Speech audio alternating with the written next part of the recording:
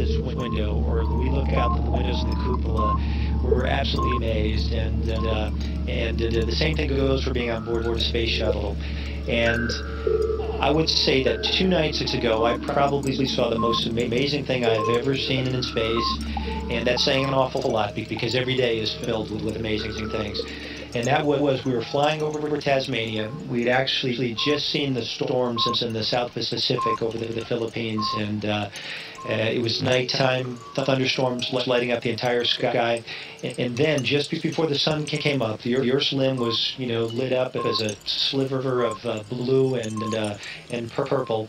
And then there was this long green arc that extended probably 10 degrees or so from the horizon.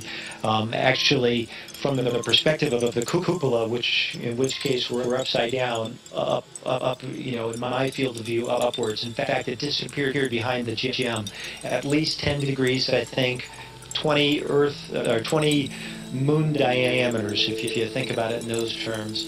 And I had no idea what it was. It was a long green glowing arc. And turns out it ended up being a comet that somebody in Tasmania had seen about the same time, Comet Lovejoy, that had passed about 140,000 kilometers from the surface of the sun. When it disappeared behind the sun, I think astronomers thought it would not appear again. It probably would burn up. But it's probably the most spectacular thing you can imagine. And from the vantage point of space, it's different than seeing it from planet Earth because there's no intervening atmosphere here to see.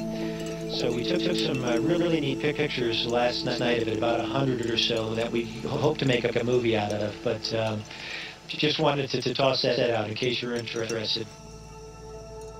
It's quite a place.